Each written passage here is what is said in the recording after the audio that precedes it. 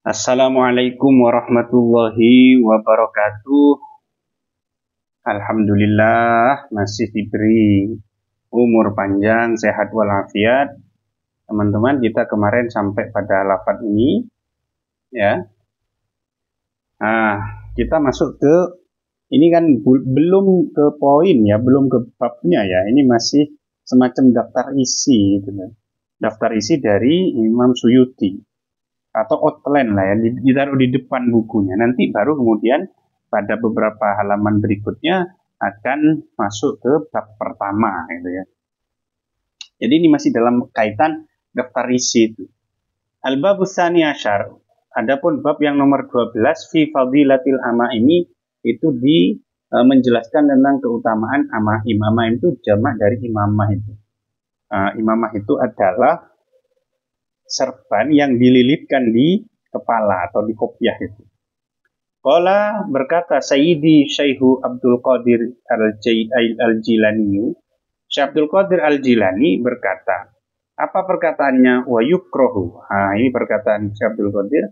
Wa yukrohu dan dimakruhkan kulluma setiap hal khalafa yang menyalahi atau menyelisihi ziyal arabi pakaian Arab, wasyabah dan menyerupai tadi ziyal aajimi pakaian non Arab. Semua pakaian yang menyalahi pakaian Arab dan menyerupai pakaian non Arab itu makruh hukumnya menurut Syekh Abdul Qadir Al-Jilani. Jangan ditelan mentah-mentah begini nih. Makanya teks-teks begini itu ada konteksnya. Syekh Abdul Qadir Al-Jilani itu hidupnya kan memang ya di lingkungan-lingkungan yang biasa pakai jubah gitu kan, pakai imamah dan seterusnya. Menjadi lucu kok ada orang di lingkungan yang seperti itu kemudian pakai jas, pakai celana. Lah itu ya jelas-jelas bertentangan jadi nih. Itu masuk ke libasus syuhroh, pakaian yang mencolok kan, dan itu tidak boleh pakaian mencolok itu. Jadi harus dipahami begitu. Kalau ini kita pahami oleh orang Indonesia, orang Nusantara, dan kita harus memakai pakaian Arab semua, yuk kerepotan semuanya jadinya. Jadi makruh kata jadinya kan.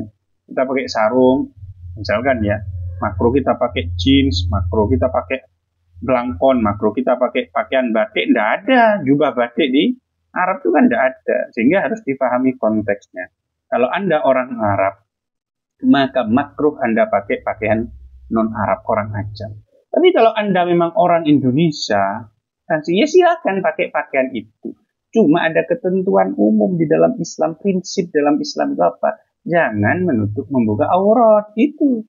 Mau pakaiannya seperti apa silakan, jangan membuka aurat. Yang kedua, jangan menampakkan lekuk tubuh, membuat terlihat seksi, jangan. Meskipun nanti hilaf ulama.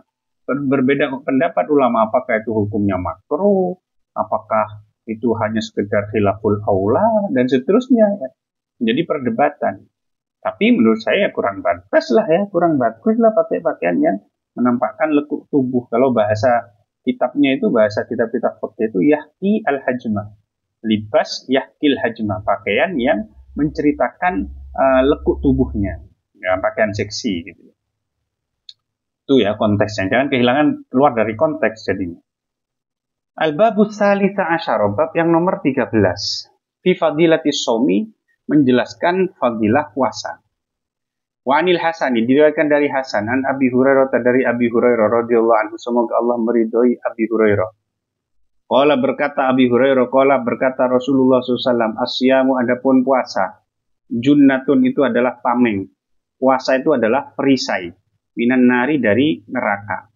Malam yahrikhu, selagi orang yang puasa itu tidak melubangi atau merobek puasa tersebut. Bila dikatakan wa ma yahrikuhu, apa yang membuat robek atau merusak puasa? Qala Nabi berkata bitibbatin, yaitu dengan satu kedustaan au bihibatin, atau dengan satu riba, membicarakan kejelekan orang yang fakta tanpa kehadiran orang tersebut atau ngerasani.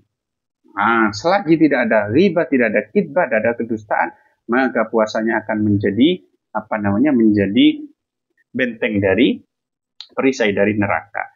Kalau ada khidbahnya bohong satu, bolong dia perisai, ya, tapi bolong, ya tetap kalau ada panas dari depannya masih kena. Kalau wibah dua bolongnya, wibah lagi tiga, ada bolong-bolong terus jadinya. Maka harus dijaga. Al-Babur Rabi' Asyar, bab yang nomor 14 nanti akan membahas tentang fi fadilatil faraid. Fadilahnya fardu-fardu minas sholati, dari baik itu berupa sholat, wawiyah, dan yang lain selain dari sholat. Tentang hal-hal yang wajib. Qala Abdullah berkata, as-sahabiyu, yang merupakan sahabat, Ibnu Wassana, anaknya Wassan, fi jawabi su'ali Manina bin Abdul Masih ar-Rahibi, ketika menjawab pertanyaan Manina bin Abdul Masih ar-Rahib, seorang pendeta. Qala nabiyuna, katanya Abdullah as-sahabi itu, qala nabiyuna, nabi. Jadi dia ditanya oleh Manina ini bin Abdul Masih ar-Rahib ini, seorang pendeta. Dia ditanya, kemudian dia menjawab, dalam jawabannya dia mengutip sabda Nabi. Qala nabiyuna, Nabi berkata, as-salatu, adapun salat, silatun itu adalah relasi, hubungan, bainal abdi wa rabbi, bainal abdi antara hamba wa rabbi dan Tuhannya. Fiha, di dalam salat, ijabatud du'ai, ada pengkabulan doa. Dalam salat itu ada pengkabulan doa. Wa qabulul a'mali, dan diterimanya amal perbuatan. Wa barakatun, dan keberkahan. Dalam salat itu ada keberkahan fil rizki, bisa menjadi penyebab berkahnya kita dalam urusan rizki. Warahatun, dan santai, merasa rehat, merasa enjoy, merasa nyaman fil abdani, badan menjadi segar, menjadi nyaman. Wasitrun, dan penghalang bainahu, antara orang yang sholat, antara hamba tadi, wa bainan nari, dan antara neraka. Wasiqolun, dan menjadi pemberat fil mizani, di timbangan amal. Wajawazun, dan menjadikan lancar melewati alas sirati, di atas menyeberang, di atas jembatan sirat. Wa miftahul jannati, dan menjadi kunci surga.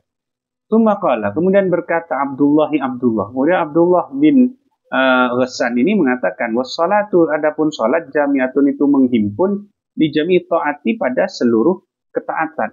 Salat itu menghimpun semua jenis ketaatan. Apa contohnya? Apa reasoningnya? Alasannya apa?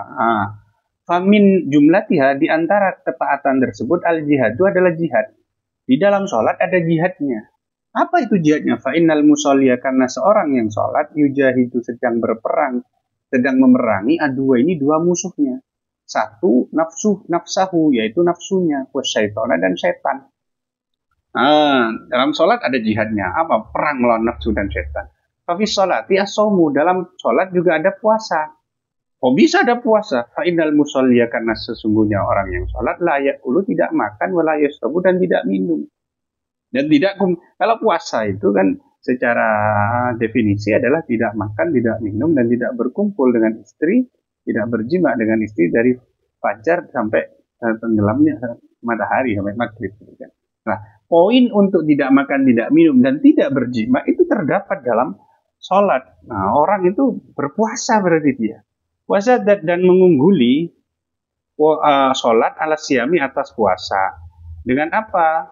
Sholat mengungguli puasa, bimunajati Rabbi, dengan munajat pada Tuhannya abad tadi. Bahkan lebih afdolan, lebih hebatan sholat. Kenapa? Daripada puasa. Kenapa? Karena dalam puasa, dalam sholat itu juga ada munajat dengan Tuhan. Wa fi sholati al-hajju, yang ketiga alasannya tadi kan ada puasa, ada jihad, ya. Ada jihad ini, satu jihad, kedua puasa, ketiga adalah haji. Dalam sholat ada haji, ini alasan ketiga.